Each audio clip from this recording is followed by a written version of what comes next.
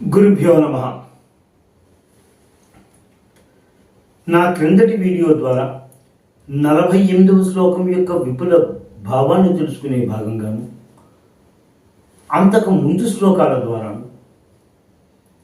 లేక లలిత సహస్రనామాల ద్వారాను కూడా మనము సూర్యచంద్రుడు అనేవారు అమ్మవారి యొక్క కుడి ఎడమ కన్నులుగాను,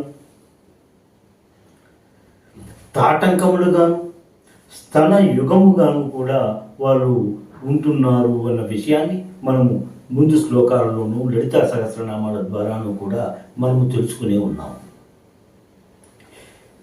ఇలాగ ఈ విషయాలు చెప్పడము అన్నది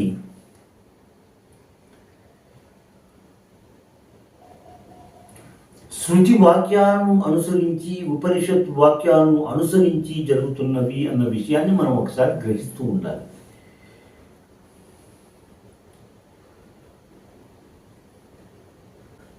సూర్యచంద్ర స్తనో దేవ్యాం తావేవ నయనస్తుతాః ఉభౌ తాటంకయుగళం ఈత్యేష వైదికో శృతి అని అనేటువంటి వాక్యాలు మనకి ఉపనిషత్తుల్లో కనిపిస్తూ ఉంటుంది. అంటే తాటంక యుగలీభూత తపనోడుపమండల అనేటువంటి లలిత సహస్రనామాలలోని నామము మనకి ఇక్కడ స్ఫురణకి వస్తూనే ఉంటుంది. సూర్యచంద్రులను అమ్మవారు తన కన్నులుగా చేసుకుని లోక సాక్షులుగా వారిని నియమించుకుంటూ జరిగినది జరిగినట్టుగా అమ్మవారికి వివరించడానికి, విన్నది విన్నట్టుగా ఉపయోగించే అమ్మవారికి తెలిసే విధంగా ప్రవర్తించడానికి ఆ సూర్యచంద్రులను చెవులకు దగ్గరగా తాటంకములుగా ధరించినట్టుగా కూడా మనం గ్రహిస్తూ ఉంటాం. అలాగే లోకములకు పోషణనిచ్చే విధంగా కూడా అమ్మవారు సూర్యచంద్రులను తన స్తన ద్వయముగా కూడా ఉపయోగిస్తున్నారు అన్న విషయాన్ని మనకి ఆ శ్లోకముల ద్వారా తెలుస్తూనే ఉంటుంది.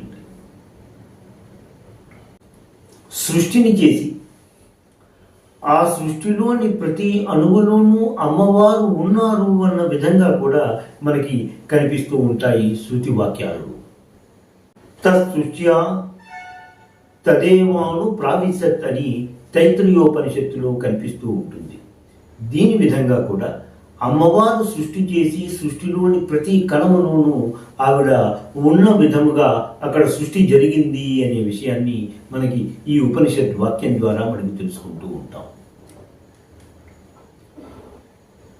ఈ విధముగా సూర్యచంద్రుల వలన దివారాత్రములు ఏర్పడడం, అమ్మవారి యొక్క ఫాలనేత్రము వలన ఉభయ సంధ్యలు ఏర్పడము అన్నవి జరుగుతున్నాయి అనేది ఈ శ్లోక భావంగా మనం గ్రహించుకున్నాం.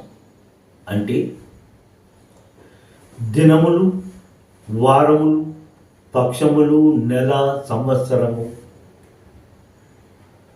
ఇంకా కల్పాంతరము వరకు కూడా అమ్మవారు చేసినటువంటి ఈ కాలతత్వము అనేది అమ్మవారి వలనే జరుగుతున్నది అన్న విషయాన్ని మనం గ్రహించుకుంటాం.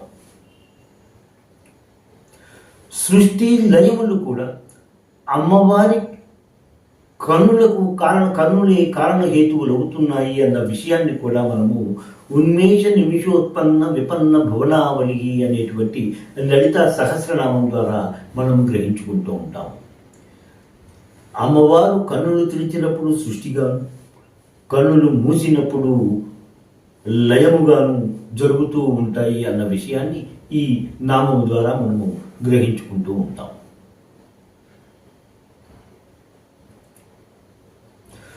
మూక కవి అనే ఆయన మూక పంచశతి అనే గ్రంథాన్ని అమ్మవారి యొక్క వైభవాన్ని తెలియజేస్తూ 500 శ్లోకాలు రచించారన్న విషయం మనలో చాలా మందికి తెలిసే ఉంటుంది.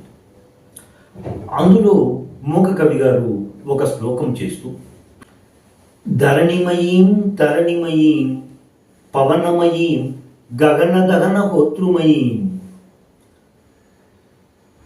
అంబుమయీ ఇందుమయీ మంబా మణుకంప మాది మామీక్షే అని అన్నారు. అంటే భూమి, సూర్యుడు,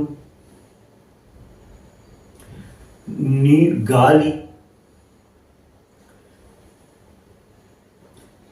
ఆకాశము, అగ్ని, యజమాన, నీరు మొదలగు అష్టమూర్తులు కూడా అమ్మవారి అష్టమూర్తులు కలిసి ఉండేటువంటి అమ్మవారి తేజస్వరూపము. అటువంటి తేజస్వరూపమైనటువంటి మొదటి అమ్మ అయినటువంటి ఆవిడని నేను చూస్తున్నాను అన్న విధంగా మూకకవి గారు ఈ శ్లోకాన్ని రచించారు. ఇక్కడ మొదటి అమ్మ అనడంలో అమ్మలకే అమ్మ అయినటువంటి అమ్మవారిని నేను చూస్తున్నాను అన్న విషయంగా మనం గ్రహించుకుంటూ ఉంటాం. ఇప్పుడు పోతన గారు చెప్పినటువంటి అమ్మలగన్నయమ్మ ముదురమ్మల మూలపుటమ్మ చాలా పెద్దమ్మ అనేటువంటి పద్యము మనం ఒకసారి జ్ఞాపకం చూస్తూనే ఉంటుంది కదా. అలాగే మరొక శ్లోకం చేస్తూ మూకకవి గారు యోగపరమైన విధంగా అమ్మవారు సూర్యచంద్ర అగ్ని తత్వములను కలిగి ఉన్నది అన్న విషయంగా ఈ శ్లోకంలో తెలియజేశారు ముఖ. మధ్యే హృదయం మధ్యే నిటలం మధ్యే శిరోపి వాస్తవ్యాం చండకర సక్ర కార్ముక చంద్ర సమాభాం వందే కామాక్షీం అని ఈ శ్లోకంలో తెలియజేశారు. తాంత్రికుల దృష్టిలో హృదయ మధ్యస్థానము సూర్యమండలముగా పేర్కొంటూ ఉంటారు. దాన్ని మూకకవి గారు మధ్యే హృదయం అని తెలియజేసుకున్నారు. ఫాలభాగముల మధ్యని యోగులందరూ కూడా చిద్రూప దివ్య జ్యోతిని చూస్తూ ఉంటారు అన్న విషయము మనకి తెలిసినది. అదే అగ్నిమండలముగా తెలియజేస్తూ మధ్యే నితలం అని తెలియజేశారు మూకకవి. శిరస్సు మధ్య భాగమున సహస్రారము ఉన్నదని, సహస్రారము చంద్రమండలము అన్నది కూడా మనకి తెలిసిన విషయమే. దాన్ని అక్కడ మధ్యే శిరోపి అని చెప్పి ఈ విధముగా సూర్య చంద్ర అగ్ని తత్వములను కలిగి ఉన్న అమ్మవారికి నేను నమస్కరిస్తున్నాను అన్న విధంగా ఈ శ్లోకం ద్వారా తెలియజేశారు ఆయన మూకకవి గారు.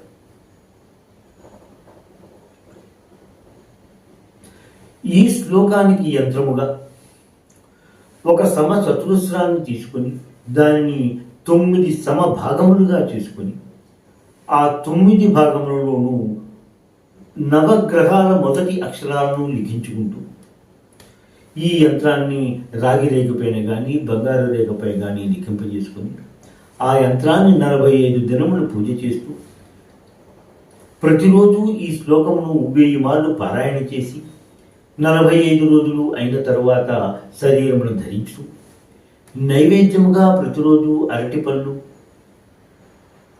తేనె, పులిహోర నైవేద్యముగా సమర్పించుకున్న వారికి సకల గ్రహ దోషాల నుండి నివృత్తి కలుగుతుంది అన్న విషయంగా గ్రంథాలలో కనిపిస్తూ ఉంటుంది. ఈ శ్లోకం యొక్క విపుల భావం తెలియజేయడము పూర్తి అయినది. శ్రీ మాత్రే నమః. స్వస్తి. ఎంతో అధ్యయనం చేసి మీకు అందిస్తున్న ఈ వీడియోలను ఆదరిస్తారని భావిస్తున్నాము. మా ఈ ఛానల్ని సబ్స్క్రైబ్ చేసి ఈ వీడియోలని లైక్ చేయండి ప్లీజ్.